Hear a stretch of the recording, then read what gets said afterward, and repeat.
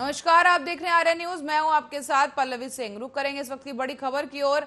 एक पत्रकार पर दिखी पुलिस की दबंगई, जिसके चलते पत्रकार पर मुकदमा दर्ज कर उसे कार्रवाई की जा रही है। बता दें, पत्रकार दानवीर पर पुलिस की दबंगई का मामला सामने आया है। जुए और सट्टे का पर्दाफाश करना पड़ा पत्रकार को भारी। पत्रकार पर झूठा आरोप लगाने का मामला आया सामने। पुलिस और जुआरियों की मिलीभगत होने की आशंका यहां पर जताई जा रही है। महिला के जरिए पत्रकार पर धारा 376 लगाया गया है। बड़ी और अहम खबर इस वक्त की आपको बता दें, पत्रकार पर पुलिस की दबंगई देखने को मिली है, जहां पर जुआरियों और सट्टेबाजों का पर्दाफाश करने के बदले पत्रकार पर झूठा मुकदमा दर्ज कर लिया गया है। सट्टा का पर्दाफाश करने पर पत्रकार पर कार्रवाई की गई है। एक महिला के जरिए पत्रकार को घेरने की कोशिश, महिला के जरिए 376 धारा लगाकर पत्रकार पर कार्रवाई की जा रही है। बड़ी और अहम खबर इस वक्त की आपको बता रहे हैं, जहां पत्रकार दानवीर पर ये बड़ी कार्रवाई का मामला यहां पर सामने आया, जहां पर झूठे आरोप में पत्रकार को फंसाने की साजिश यहां पर गढ़ी गई है। दबंगों और जुआरियों के चलते, उनके रसूख के चलते ये कार्रवाई की गई है और पुलिस पर भ्रष्टाचार और मिलीभगत होने का आरोप भी यहां पर निकलकर सामने आ रहा है। बता दें, एक महिला के जरिए झूठा आरोप पत्रकार दानवीर पर लगाया गया है। इस दौरान महिला के आरोप के चलते पत्रकार पर धारा 376 के तहत मुकदमा दर्ज कर लिया गया है। बता दें, पुलिस और जुआरियों की मिलीभगत होने की यहां पर आशंका जताई जा रही है, जहां पर पुलिस ने दबंगई दिखाते हुए पत्रकार पर मुकदमा दर्ज कर लिया है। बता दें, पत्रकार दानवीर रिपोर्ट दर्ज करने गए थे और इसी के साथ ही जुआरियों के खिलाफ पर्दाफाश किया था, लेकिन उसके बाद जुआरियों के रसूख के आगे पत्रकार पर झूठा मुकदमा दर्ज कर दिया गया है। और खबर मेरठ से है, जहां मंत्री अमित वाल्मीकि पर हमले का आरोप लगाते हुए बड़ी संख्या में वाल्मीकि समाज के लोग कमिश्नर के पास पहुंचे हैं और आरोपियों के खिलाफ कार्रवाई की मांग की जा रही है। बता दें, गुरुवार को मेरठ कमिश्नरी पर पहुंचे वाल्मीकि समाज के कुछ लोगों ने कुछ अराजक तत्वों पर मंत्री अमित वाल्मीकि पर हमले का आरोप लगाया है। उनका कहना था कि कुछ लोग उन्हें परेशान करने की साजिश कर रहे हैं और मंत्री पर हमला कर विरोध जताने की भी कोशिश की गई। ये लोग कौन है, इस पर वो कुछ लोग नहीं बोले हैं, लेकिन बताते चलें कि कमिश्नरी को सौंपे गए मांग पत्र में आरोपियों के खिलाफ कड़ी कार्रवाई की मांग की गई है। मेरा नाम कैलाश कुमार वाल्मीकि है। आज हम लोग कमिश्नर को ज्ञापन देने आए हैं। अमित वाल्मीकि जो भाजपा मंत्री बने हैं, वो बॉर्डर से गुजर रहे थे अपने काफिले के साथ, क्योंकि जगह जगह वाल्मीकि समाज नहीं, हर वर्ग का आदमी उनका सम्मान कर रहा था। कुछ लोगों को उनका सम्मान जो बर्दाश्त नहीं हुआ, उन पर हमला किया गया, जान से मारने का प्रयास किया गया, लेकिन वो बच निकले। वहाँ पर जिन लोगों ने हमला किया उनकी हम गिरफ्तारी चाहते हैं। जो भी लोग थे वहाँ पर सब पता है, वहाँ पर पुलिस वहाँ मौजूद थी, पुलिस ने उन्हें गिरफ्तार नहीं किया, तो हम चाहते हैं ऐसे लोगों को तत्काल गिरफ्तार करके उन्हें चिन्हित किया जाए। एक्साइज में उनको मुकदमा कायम किया जाए। जब तक उन पर मुकदमा कायम नहीं होगा, यह बराबर धरना प्रदर्शन पूरे देश में चलता रहेगा। मेरा नाम कैलाश कुमार। और इसके साथ ही बढ़ेंगे अगली खबर की ओर, जहां बहराइच में उत्तर प्रदेश में आगामी विधानसभा चुनाव 2022 को लेकर सरगर्मियां तेज हो गई हैं, जिसको लेकर राजनीतिक पार्टियां और नेता अपनी ताल ठोकने के लिए जनसभाएं करते हुए नजर आए हैं। जिस कड़ी में उत्तर प्रदेश के साइलेंट वोट को साधने के लिए MIM चीफ असउद्दीन ओवैसी बहराइच पहुंचे और उन्होंने यहां पहुंचकर बहराइच की मशहूर दरगाह सैयद सलार मसूद गाजी रहमतुल्लाह की मजार का जियारत किया है और इसके बाद उन्होंने सभा को संबोधित भी किया।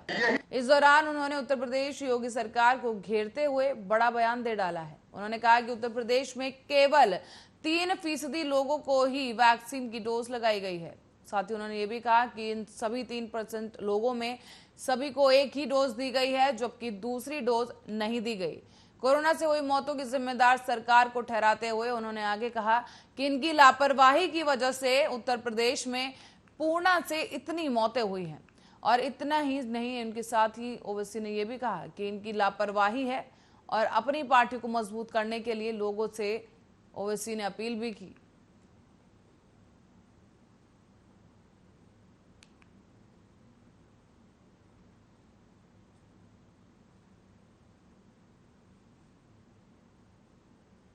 खबर मेरठ से है, जहां जमीयत उलेमा द्वारा कलेक्ट्रेट पर अपनी आवाम के साथ पहुंचा और जिलाधिकारी महोदय से कुर्बानी के त्योहार पर क्षेत्र में सभी व्यवस्थाओं को लेकर पत्र के रूप में ज्ञापन दिया गया है।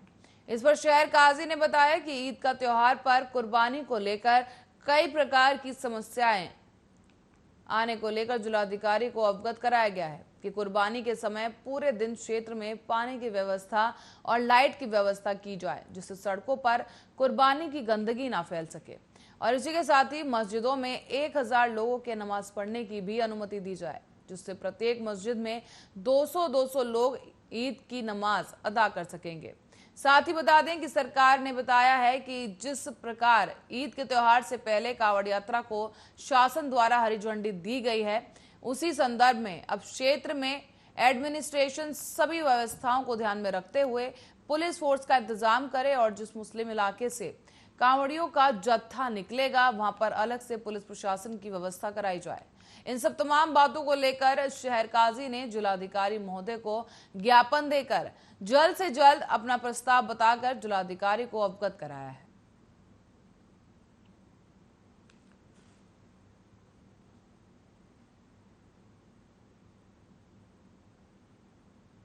हमारा जमीयत उलमा शहर मेरठ का एक डेलीगेशन आज जिलाधिकारी से मिला है, क्योंकि 20 तारीख को ईद उल जुहा का त्यौहार हो सकता है, जो 20, 21, 22 3 दिन तक चलेगा। तो उसके लिए हमने आपसे दरख्वास्त की है कि एक तो पानी, बिजली और सफाई की व्यवस्था हो।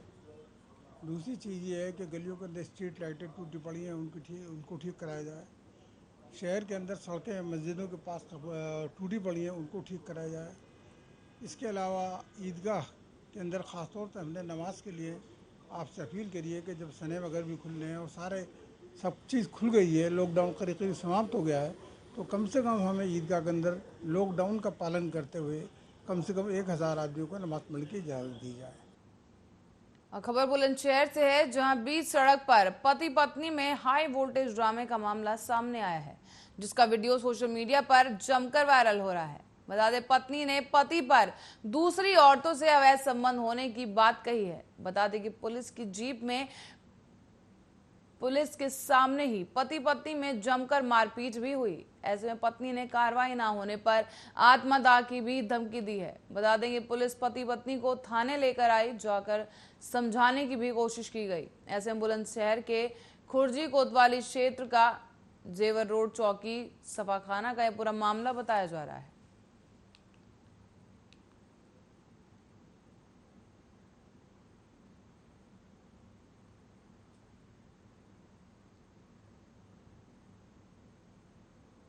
बढ़ेंगे अगली खबर की ओर, जहां पर रुक करेंगे। आपको बता दें कि लखीमपुर खीरी से मामला सामने आया है, जहां पर सांसद 60 साल के अजय मिश्र टेनी ने केंद्रीय मंत्री बनने पर जिले में खुशी की लहर दौड़ गई है। बता दें, अजय मिश्र टेनी खीरी से बनने वाले तीसरे केंद्रीय मंत्री होंगे। सबसे पहले 70 के दशक में कांग्रेस सरकार में बाल गोविंद वर्मा उप मंत्री बने और उनके पास श्रम, संचार, पुनर्वास आदि के मंत्रालय रहे हैं। और इसी के साथ ही 2007 और 2009 में 2 बार कांग्रेस सरकार में जितिन प्रसाद केंद्रीय राज्य मंत्री रहे और उनके पास इस्पात, पेट्रोलियम, मानव संसाधन जैसे विभाग रहे हैं। बीजेपी सरकार में तीसरे केंद्रीय राज्य मंत्री होने का सौभाग्य अब अजय मिश्र टेनी को मिला है। टेनी प्रखर प्रवक्ता हैं और इसके साथ ही अधिवक्ता हैं और संसद में अक्सर जन समस्याओं पर बोलते हुए भी नजर आए। उन्होंने ही जितिन प्रसाद को 2014 और 2019 में परास्त भी किया था। और ऐसे अब जितिन प्रसाद बीजेपी में आ गए हैं और 2012 में जब यूपी में बीजेपी को केवल 47 विधायक पाकर संतोष करना पड़ा था, तब टेनी निघासन से बीजेपी विधायक बने हैं और टेनी को सांसद रत्न पुरस्कार भी मिला है। ऐसे में संभवतः ब्रह्मांड चेहरा होने के नाते आगामी विधानसभा चुनाव के मद्देनजर उन्हें राज्य मंत्री बनाया गया है।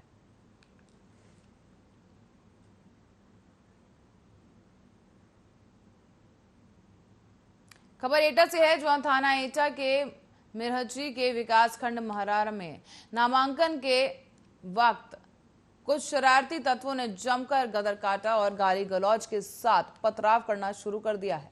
बता दें, प्राप्त जानकारी के अनुसार मरहरा ब्लॉक परिसर में शरारती तत्वों ने जमकर हंगामा किया और बताया जा रहा है कि अराजक तत्वों ने मीडिया कर्मियों पर भी हमला कर दिया है। इस दौरान नामांकन की कवरेज कर रहे कुछ मीडिया कर्मियों पर भी ईंट पत्थर से वार किया गया और इसी के साथ ही इस दौरान निजी समाचार चैनल के पत्रकार देवेशपाल सिंह इस पथराव में घायल हो गए। तो वहीं पुलिस की मौजूदगी में हुए पथराव को लेकर मीडिया में भारी आक्रोश भी देखने को मिला है। मीडिया कर्मियों का कहना है कि पथराव होता रहा और पुलिस मूक दर्शक बनकर देखती रही। शरारती तत्व गुंडे मीडिया पर पत्थर फेंकते रहे।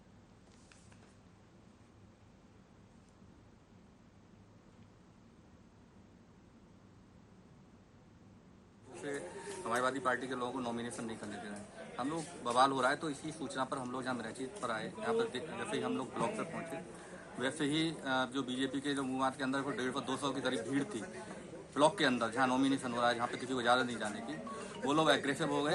हम लोगों ने परिचय दिया कि हमारे साथ कई भी लोग थे, भारत समाचार और भी पत्रकार थे, कहा कि हम लोग पत्रकार हैं, लेकिन उन्होंने बिल्कुल नहीं सुनी। उसके बाद उन्होंने हम लोगों पर पथराव कर। बुलंदशहर में एक पिता को ग्लास देने दुकान जा रही 10 साल की मासूम से ई रिक्शा चालक ने दुष्कर्म कर दिया है। बता दें, आरोपी ने जंगल में ले जाकर मासूम को हवस का शिकार बनाया। तो वहीं आरोपी के चंगुल से निकलकर पीड़ित बच्ची ने परिजनों को आप बीती सुनाई। पुलिस ने इस मामले में शिकायत के बाद आरोपी को गिरफ्तार कर लिया है। तो वहीं पुलिस ने बच्ची को भी मेडिकल के लिए अस्पताल भेज दिया। बताते चलें कि यह घटना बुलंदशहर के सिकंदराबाद कोतवाली मोहल्ले की बताई जा रही है।